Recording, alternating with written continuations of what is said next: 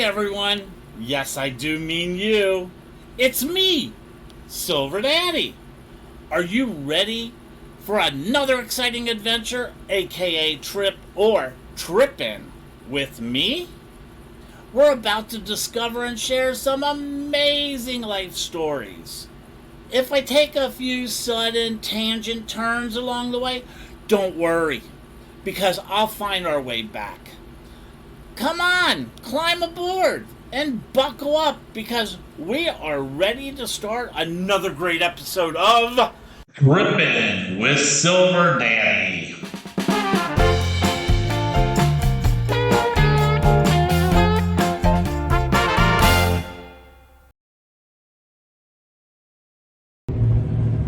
Hi everyone, welcome to this week's Trippin' with Silver Daddy.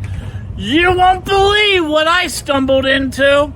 I'm in a small town see that body of water behind me if you're watching on YouTube? That's the St Johns River in Florida. That river is big. I'm in Palatka, Florida, and I'm in the Putnam County, and this is the main city up here. You know, in the city, there's a few things, like you had the St Johns River and the St Johns River State College. There's also the Ravine Garden State Park. This city is really cool. It hosts a few famous festivals. They have the Blue Crab Festival here, but also they have the Azalea Festival, and it's a 2-day event. I want to come to that because azaleas was one of my mother's favorite plants. They grow all over the southeast, but they would even grow as far north as Cincinnati, Ohio. And my mom used to have so many azaleas. So when they have their Azalea Festival here, it's here on the riverfront, and they have an azalea parade. There's floats, you know, all the things to parade. And there's a Miss Azalea contest.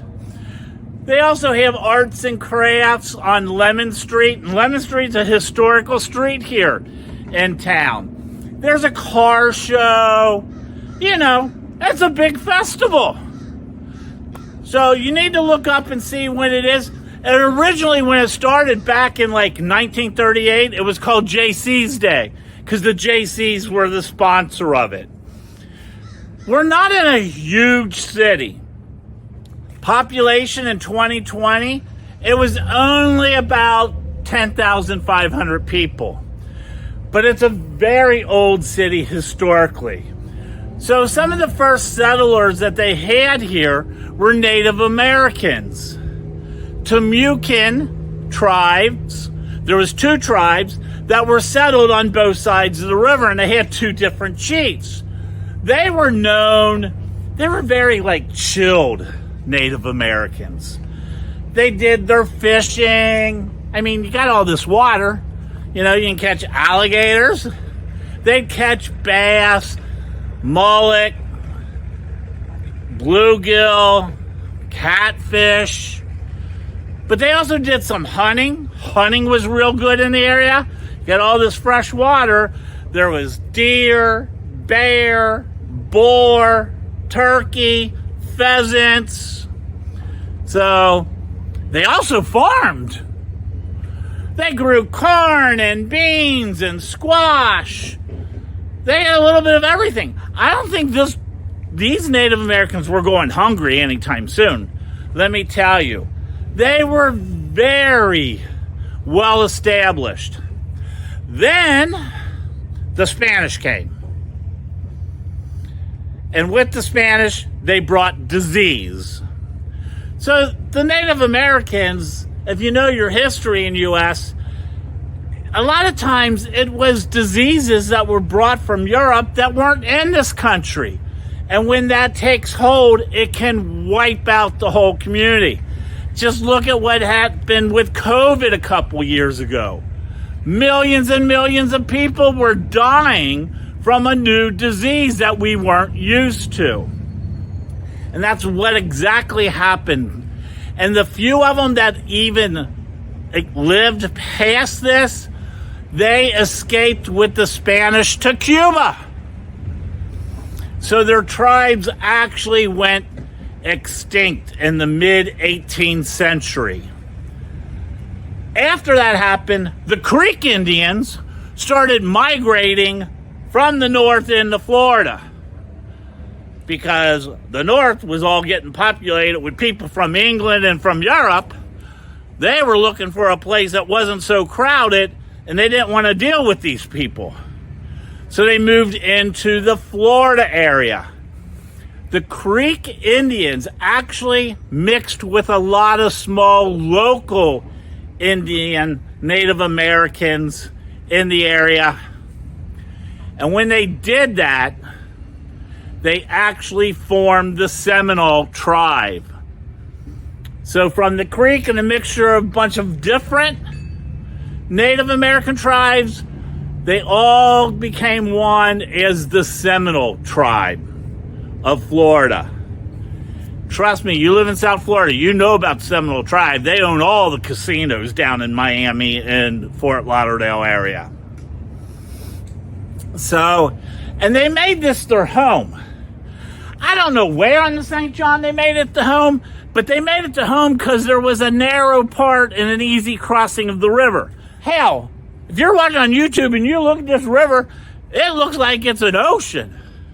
So I don't know where they lived and this narrow crossing was, but there was some narrow crossing. Then in 1767, a guy came into this area, Dens Royal. Dens Royal came into this area, and he started a huge plantation. And still to this day, there's an area called, I think it's like Royalstown, that's still named after the plantation. But Dens came in, and he had a plantation growing all this crop, so he needed people to work. So what did he do? No, he didn't go slavery yet. But what he did is he got all these petty little thieves from England, pickpocketers, prostitutes, paupers, all these poor people, and he got all them on a boat and brought them all over here to work on his plantation. Because if they worked for so many years, they could be free and they wouldn't have all their criminal records here in the United States. The problem being, they came from London. This is South Florida. Let me tell you, the weather in London and the weather in South Florida do not compare. But today, it's kind of rainy, wet, and chilly. That would be London. But when they were here, oh my God, summertime, you have this high humidity, this heat, and they had to work. They actually had to do stuff. They were working. They didn't like this. So they all ran away. So now his plantation had no workers again. So then he bought a bunch of slaves from West Africa. Then he wasn't paying attention to his business, and one of his overseers decided to sell off about 1,000 of his cattle and steal the money and run away. The guy was a failure when it came to running a business down here. And basically, the whole plantation failed. In 1774, a famous naturalist, William Bartram, that guy came into this area, and he saw the different Native Americans living here. When he came back, they were kind of gone. They left. But he wrote about this place. So this place started to become famous. A lot of tourists started to come. But in 1835 was the Second Seminole War. And the Seminoles burnt the whole city and everything down. Everything was made of wood. You know, they had all the cypress wood. Cypress wood's good because termites don't like cypress. So they burnt the whole city pretty much down. Well, the city decided to rebuild, but they were smart. They rebuild with brick because they didn't want anyone to burn the city down anymore. So they rebuilt the city with brick. And in 1850, there was a few large boarding houses that had guest rooms. In 1850, there was over 400 rooms in this small little town. And it was pretty much like the end of the track. There wasn't much more here. Even though they rebuilt in wood, not all the buildings were done that way. And then back in 1884, there was another huge fire. Burnt down pretty much the rest. Well, right prior to that, they started keep adding the railroad track that was going south down to Miami. So after the fire, all the people from the north, see, the snowbirds were around then, they'd come down, but when they got here, there was no rooms available because they just had this great fire. So the people just stayed on the damn train and kept going south. I don't know, they probably ended up in Miami or Fort Lauderdale where I live. But they kept going south.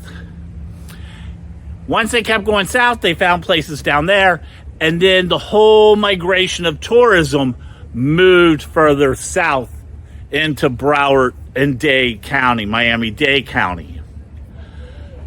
So that kind of then let the town start to go downtown or go down. You know, it wasn't as popular. So in the early 1900s, there was a lot of problems within the city. And the city basically never really bounced back to what it was in the early days, because in the early days, this was the major city of the South. Hey everyone, I'm going to go find something else that's fun to see here. I'll be right back. And you're listening to Trippin' with Silver Daddy. Hey, I'm going to keep telling you guys this. Hit subscribe and like my show. I'll be back. Hi, everyone. I am in my favorite place. Because as soon as you walk in, the smell of this high-quality leather overtakes you. Yes, I'm at Leatherworks. My favorite place to shop. They have the highest quality of leather products in the Southeast. No, I'm not just talking about Southeast Florida. I'm talking about the entire Southeast of the United States. Their products are the highest quality leather, and a lot of them are made right here. And the great thing about Leatherworks is they do not discriminate against size. So even me, Daddy Bear, I can even find things that fit me here at Leatherworks. But it's not just leather, everyone. If you have a fetish, I guarantee you they have the fetish gear that you may want. Let's just say they have a lot of things to choose from. Go online to leatherworks.com, and that's works, W-E-R-K-S. And while you're there, you can check out, they have specialty classes. You know, if you have like a fetish and you want to learn more about, you can go there and join the lifestyle program, because then you get discounts on in-store promotions. Hey everyone, make sure you go to Leatherworks. That's works with W-E-R-K-S, and you can buy online. Oh my gosh, I'm still here. You're still with Trippin' with Silver Daddy, and I'm still here in this community of Palatka, Florida. And behind me, if you're watching on YouTube, is a historical and probably the most famous house in this community. And this is the Bronson Mulholland House, also known as Judge Isaac Bronson's house or Sunny Point. not really that sunny today, but it's also known as Sunny Point. You know, Judge Bronson, he lived up in St. Augustine, and he was given over 1,200 acres of land down here.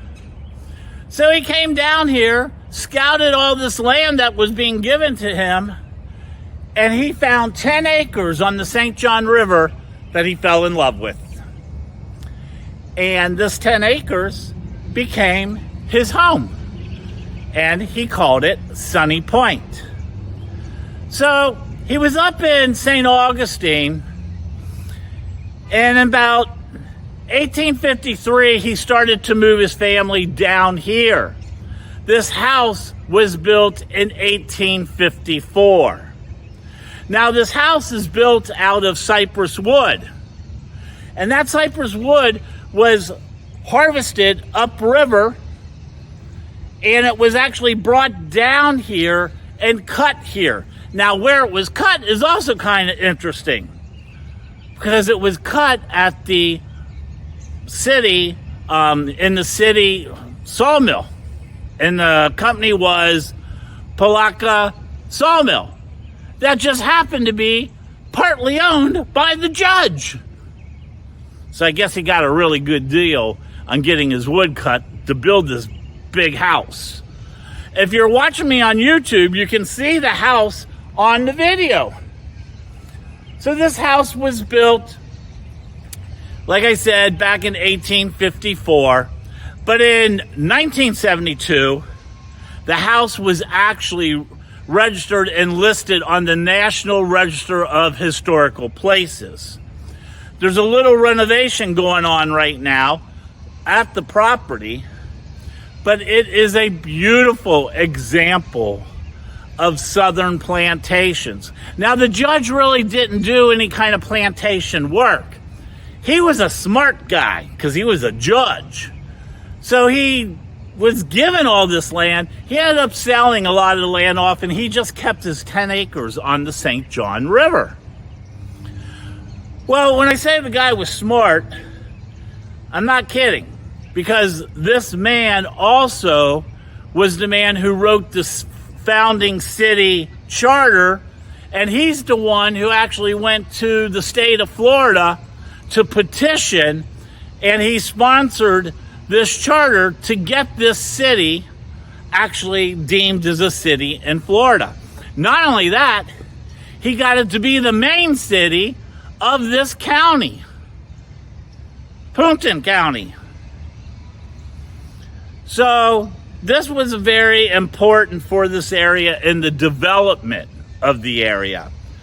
St. Johns River was very important because it's how they were able to carry cargo. So he did all this work. In 1950, this house became like the social haven of the area. It was actually known as the public social center, where everyone came. Actually, like the first governor of Florida spent a lot of time in this house. A lot of famous people came here and stayed in this beautiful mansion. But in 1955, Isaac died, and he was actually buried on the property. Then what ended up happening is the Civil War broke out, and his wife left the property to go up north where she was from. The house was deemed in a sponsorship for some guy to run it for his wife, and he ended up selling the place to Charlotte Henry. And Charlotte Henry ended up buying the place, and she agreed to let him keep the plot of Judge Isaac Bronson on the property. But then in 1892, his two daughters came back, and they actually removed the casket and the grave, and they moved it to a cemetery in town, the Oak Hill Cemetery. And they took that little plot of land where he was buried, and they actually gave it to the owner, Charlotte. So this is a lot of history for this area. And when you come to these small towns, I guarantee there is some famous house that someone lived in that had something to do with Florida history and U.S. history.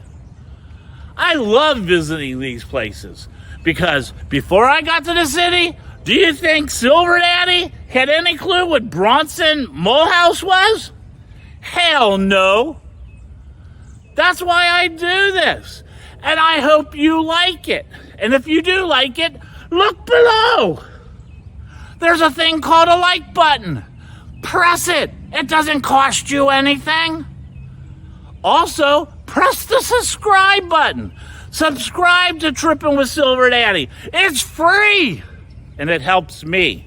So if you like my podcast and you really want to help this old Silver Daddy, please like and subscribe to my podcast. Hey everyone, I'm going to go to another location. Why I do that? Please listen to my sponsors. I'll be right back.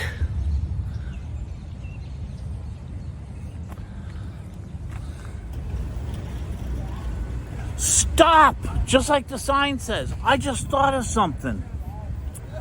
You know, if you're going on vacation and you need someone to watch your pet while you're gone because you don't want to put them in that, quote, pet spa or in that cage, I can help. Or if you have an elderly family member that you take care of and you need a fun-loving Silver Daddy there just to have fun with them and watch them while you're running errands or have to work, I can help. Or if you just got that job and you're moving from Miami to LA and you got like 2 cars in that U-Haul that you have to drive, I can help. Just send me an email to trippinwithsilverdaddy@gmail.com. Now, if you have to like clean those leaves out of the gutter, I can't help. Sorry. Just saying. Hi everyone, welcome back to Trippin' with Silver Daddy. I am still here in the town of Palatka, Florida, and I am standing outside of a historical building. If you happen to watch me on YouTube and watching the video, this building behind me is the Central Academy, also known as the old Central Academy High School. And it's on the historical places in the United States. It was registered in 1989 in the National Register of Historical Places. But the original building was built in 1892, and it was the very first accredited African American high school in the state of Florida. That is why it's a part of Florida history. Now, the original building was destroyed in 1936 by a suspicious fire. They couldn't find why the fire happened. Yeah, whatever. And the new building was built in 1937. So back in 1971, they actually closed the high school after desegregation laws went into effect. But this is still a part of history, a huge part of history. And unfortunately, the building has had much better times. The roof has collapsed. The walls are still up. It was actually just one vote away from being demolished. Yes, in 2006, they took a vote, and it survived by one vote to being actually demolished. Parts of the property is currently used for maintenance for the school district. So right now, there's a big kick in trying to restore this building. And you know, for Black history, raising money to restore things that are a part of Black history is also a part of our history, everyone's history. And I really hope if there's people out there that can help, you need to do some research and find out about the restoration of the Central Academy High School in Florida. As I always say, restoring history can be very costly. And the reason it's very costly because unfortunately the school has a few hurdles it's got to get over. Back in the 1930s, when they were building it, they weren't concerned about lead, oil contamination, or asbestos. So it's very costly to restore these historical buildings. But losing it forever is like bankruptcy for our future citizens. They have a right to learn about this and see this place and see it restored. I'm glad at least I got to see the walls. Hopefully, in a few years, there will be a roof. And then there will be the classrooms and showing what it was like back in the 1800s and even early 1900s when this school came about. Hey everyone! As you can tell, I love history. If you have something historical in the United States that you would like me to go visit, please leave a comment below. And please listen to my sponsor. I'll be right back at another location. Someone once asked me, why in the hell are you doing this? The Trippin' with Silver Daddy. And there's actually a really good reason for it. It is, I hate to say, a little bit selfish, but I really enjoy it. Hi everyone, welcome back to Trippin' with Silver Daddy. I'm at the train station here in Palatka, Florida. And this train station is very historical. It was built in 1908. It's one of the older train stations in the area, and it still serves. There's trains that still come here. They're coming from the north right now, and they go all the way down to Miami, and people here are waiting for the train. And here, oh my gosh, and this is the Amtrak station, and Amtrak still runs on these tracks. Oh yeah, and they are loud. You may not hear me, but if you're watching me on YouTube, there's the Amtrak train. Oh, that thing's big. That's bigger than I thought. And it looks full. There's a lot of people on this train. I want a job on this train. I'm going to be one of the guys that takes tickets. That would be fun. Oh, here comes the air brakes, I bet. Well, I just want to let you know a little bit about this place. So this train station here, at one time, it served over 7 different train companies that would come into here. And people would travel to this area. Remember I told you in my opening, this place at one time was a historical place for travelers and tourists. And it was, for a while, one of the last stops of the line until they kept building it. Once they kept building it, people sometimes just went right past because they were always trying to get further south. The further south they could get, the warmer it was going to be for winter. So, I enjoy trains. I like to ride them.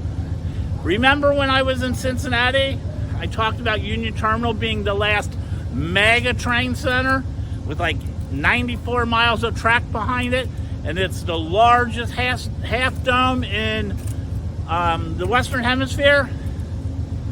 This train station's a lot different. Very small, very unique, and people are just waiting to get on the train. This is a great place. I guess I can get on the train and end my show. I think it's time for me to get on board. What do you think? Hey everyone, remember as always, love, peace, and respect.